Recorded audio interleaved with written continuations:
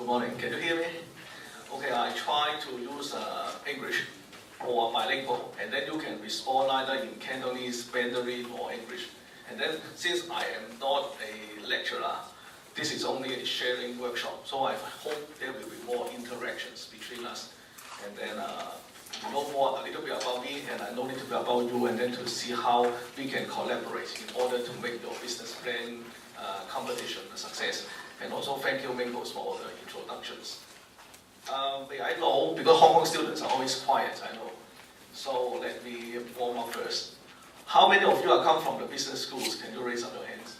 Business school. Okay, thank you. How many from social science, sociology, social work? Okay. How about the others? Psychology? Science. Okay. Art students? Okay. Okay. So you are from different faculties here. So okay, that's good. So early in the morning, and then I can see so many faces. Our younger generation attending this workshop, which is an encouraging thing. Okay, I try to make a brief introduction. Okay, I myself, I am an accountant, and then I founded the Hong Kong Social Enterprise Incubation Center in 2007. Okay, just give you a quick view because Mingos told me that you want to listen some stories. So the stories of HKSEC is like this: when you form an NGO or you form a social enterprise, then there are several things that you need to consider before you really digging deep into it. The first thing is the vision.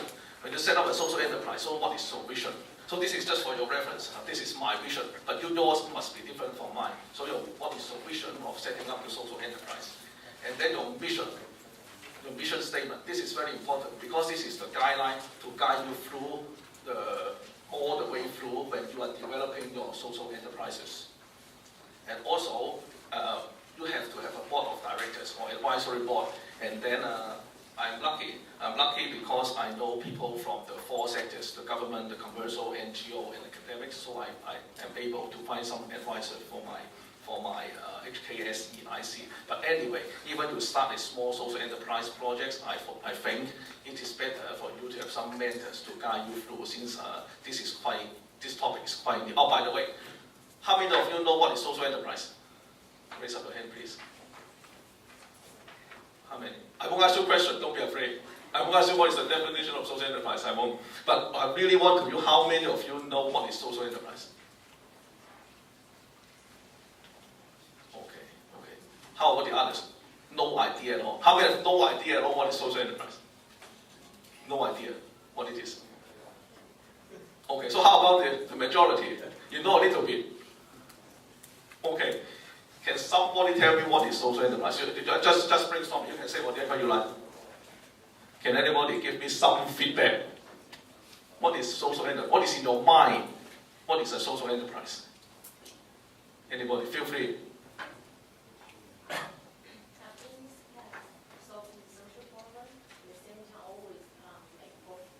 Okay. Solve the social problem and make profit. Okay. Yes. Double bottom line.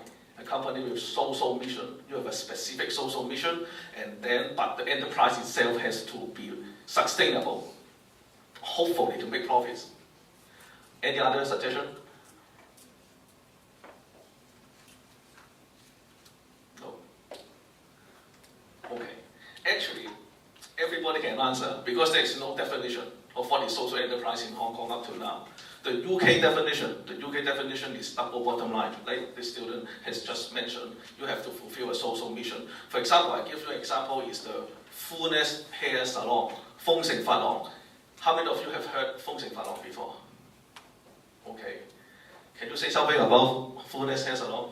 So they hire some underprivileged teenagers, and then the hair salon provides some charity band, and at the same time they make profit. And the position of this salon is quite, it's not that cheap. I think, I just watch it in the TV program, so something like that. Okay. It's a successful. Any other comments, remarks? Why do you think it is a social enterprise? They said it is a social enterprise, but I don't think it is a social enterprise because there is no definition. But why do you think that Feng Sing Falong, Fullness Hair Salon, is a social enterprise?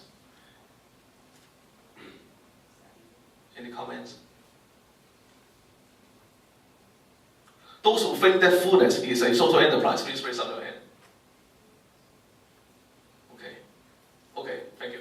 Those who think that Fullness hair salon is not a social enterprise, please raise up your hand. How about the others? Neutral? Don't know. Okay, let me put it this way. Fullness hair salon is a social enterprise. It's based on the argument that it has a social mission. What is the social mission? Because they train the youth ex-inmates. They came out from the prison, they want to find a decent job. But in reality, because our society is very difficult to accept the ex-inmates to get a job. So this is their social mission, provide job opportunities for the ex-inmates. And on the other hand, the hair salon itself, like this student has just said, it is not cheap. And then this is a business. It has to make profits. So it satisfies both the double bottom line requirement. It has a social mission, it makes profit. So it is a social enterprise in this sense. Okay, but you may still argue that it is not a social enterprise. Why it is not a social enterprise? Because according to the definition of our chief executive, is that they are talking about tri-party collaboration. Anyone heard about tri-party collaboration before? No. OK， 即係我哋特首咧就講官商民合作嘅。佢香港發展社會企業，佢喺2007年喺九龍灣嘅時候講一個社會企業高峰會，佢係講緊官商民合作。So the Fullness hair salon case 咧 I can't see any government involvement there. So according to the Hong Kong present scenario, I'm not saying it's Hong Kong definition, but according to based on Hong Kong present scenario, there is no government involvement in the Fullness hair salon development. So based on this point, you can argue that this is not a social enterprise. So this topic is very interesting. As I talked to Professor Lau Xiaogai of Central Policy Unit, he told me that Raymond, Hong Kong is 百花齊放.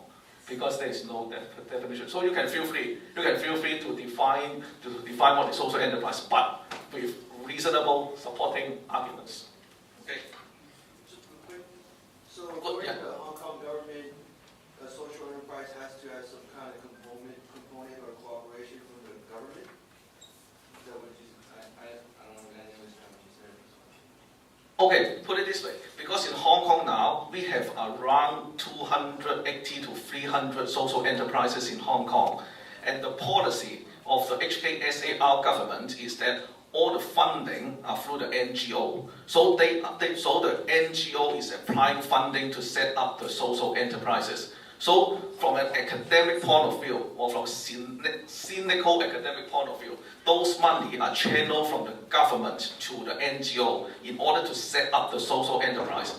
So the argument in the market is that, okay, since social enterprise is a business, so if you channel the money to the NGO, then that means you are complete the mission of the social part. But how about the enterprise part?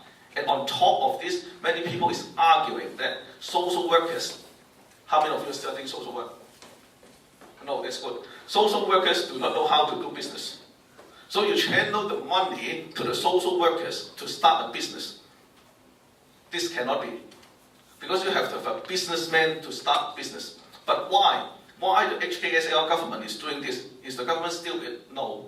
Because this is our social policy. Okay, since none of you are studying social work, I tell you some background. Hong Kong is adopting non-intervention policy, free policy, laissez-faire. So the government is not doing any charity works. The government channel the money to the NGO, non-governmental organization or charity organization, to help the government to do the community services in Hong Kong. And the development is that previously they channeled, okay, you need the salaries, you need the overheads, the government paid those to you. And then up to the time when Carrie Lam, Lam Jianyuo, was the head of social welfare department, she introduced the lump sum grant. The lump sum grant is that the government gave a lump sum to the NGO, and the NGO can spend the money at their discretion. So they can use it to pay salaries or to develop programs. So at that time, and then before that time, most of the NGOs, what they are operating is shelter workshop.